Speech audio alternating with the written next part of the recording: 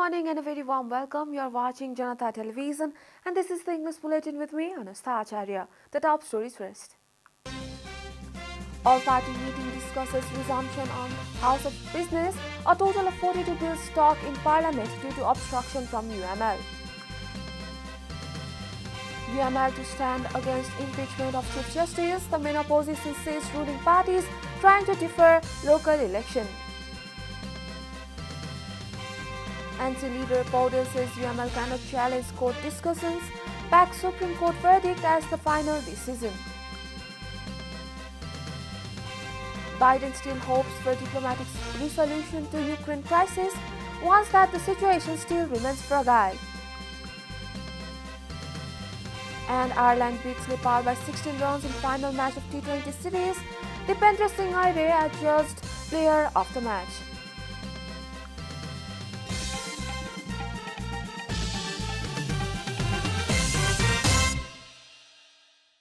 And now the news in detail. An all-party meeting held yesterday discussed the issues for taking initiatives to resume the parliament meeting and forward the bills that are awaiting the parliamentary processes. A report. The meeting summoned by Speaker Agni Prasad Sapkota focused on forwarding the parliamentary businesses in an effective way by holding regular discussions with the political parties represented in the parliament, including the opposition parties. The meeting took place at the Federal Parliament Secretariat in Singhadarbar.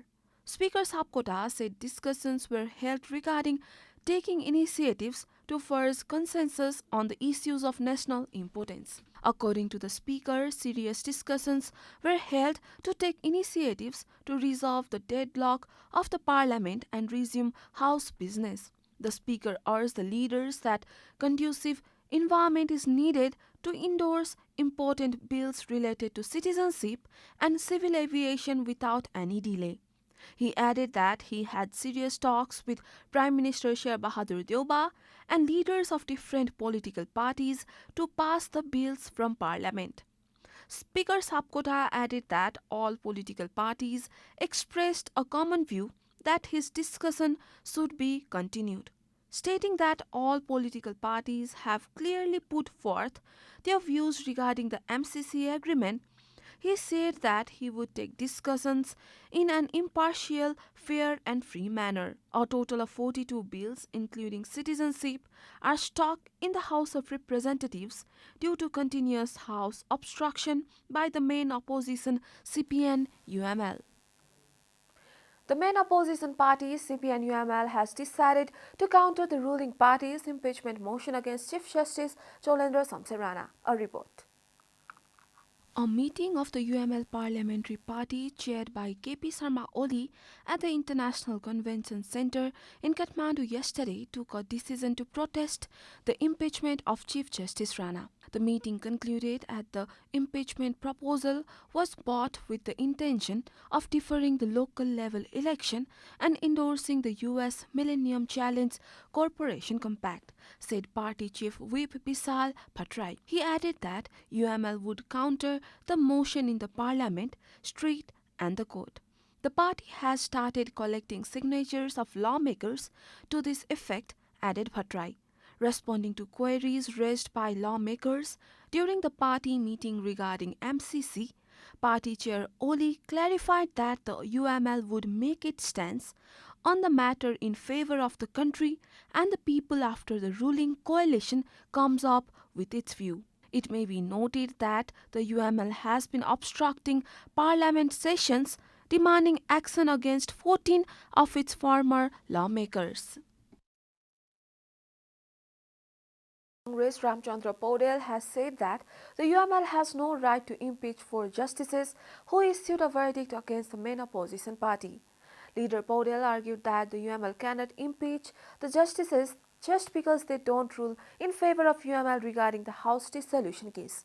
Speaking at a program in the capital yesterday, Paudel said that the decision of the Supreme Court is the final decision. He added that the UML cannot challenge the decision of the apex court in Parliament. Paudel further claimed that if UML flies motion against the justices in Parliament, the Speaker will straightforward reject it. He also claimed that the ruling alliance initiated impeachment motion against the Chief Justice in order to give justice to the people.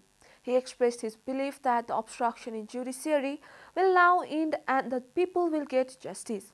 He also recalled that he had time and again suggested Chief Justice Solendra Samser Rana to step down voluntarily for the graceful exit. This is Janata Bulletin. We'll be right back after a short break.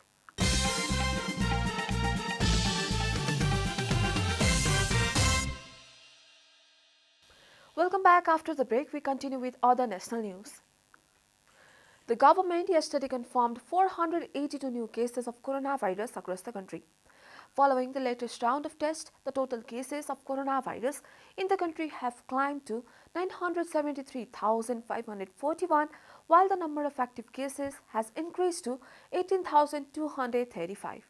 According to the Ministry of Health and Population, altogether 940,902 infected persons have recovered from the disease in the country. The death toll from coronavirus has climbed to 11,999 after the virus claimed 8 more lives yesterday. Nepal is currently among top 56 countries that have been most affected by the pandemic.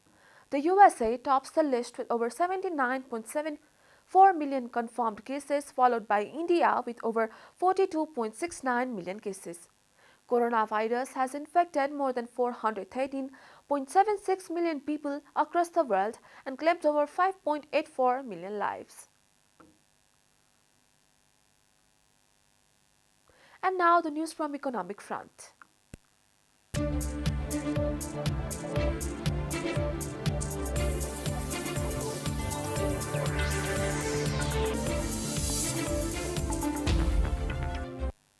The increase in price of milk has made it difficult for the common people of Nepal to afford the nutritious food. Milk is an important product in an agricultural country like Nepal. However, the common people are unlikely to afford to buy milk any longer.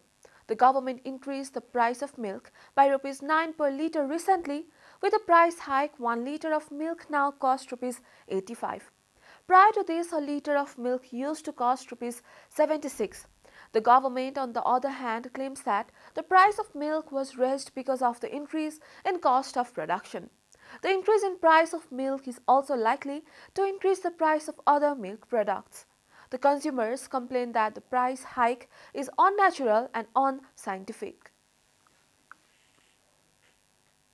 Time for a short break here at Janata Bulletin. Stay tuned for international news.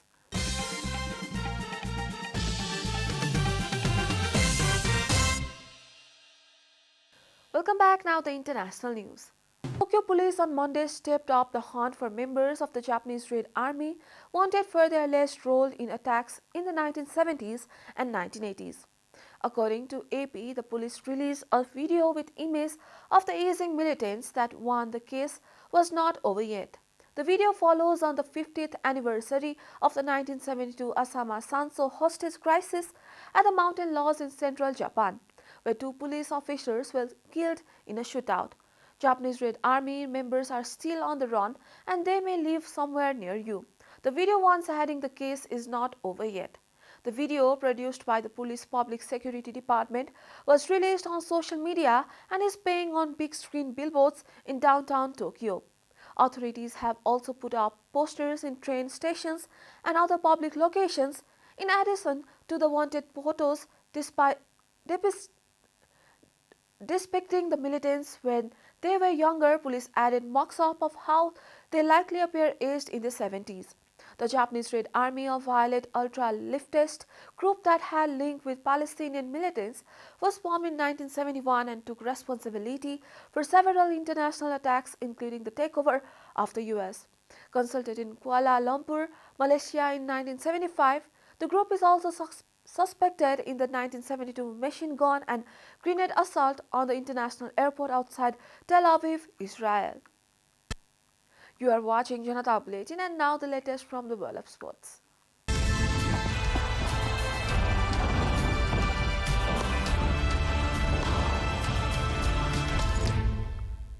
Nepal lost to Ireland by 16 runs in the final match of Omam Quadrangular T20 series. In the match held at Al Amirat, Nepali battlers failed to capitalize on the good work of the bowler and gave away an opportunity to register a historic win. Dipendra Singh Aire top scored with 28 runs, followed by Asif Sheikh who scored 23 runs. Kusal Bhurtel and Kamal Aire were other two batsmen who scored in double figures. Earlier choosing to bowl first, Nepal had restricted Ireland to 127 runs. Nepal restricted Ireland to a paltry total after captain Sandeep Lamichhane chose to field first upon winning the toss.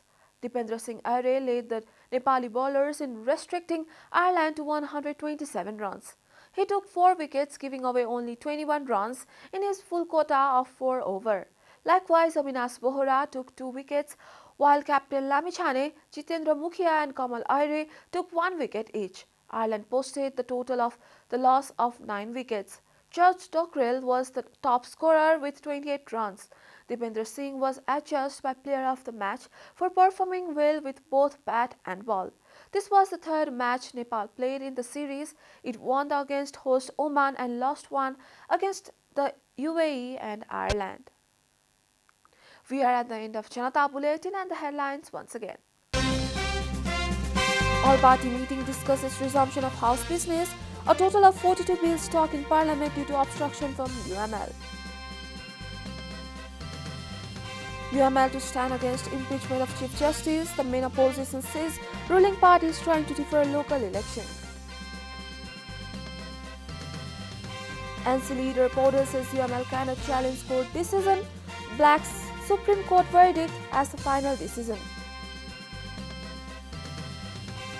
Biden still hopes for diplomatic resolution to Ukraine crisis, warns that the situation still remains fragile. And Ireland beats Nepal by 16 runs in final match of T20 series. Dipendra Singh Aire adjudged player of the match.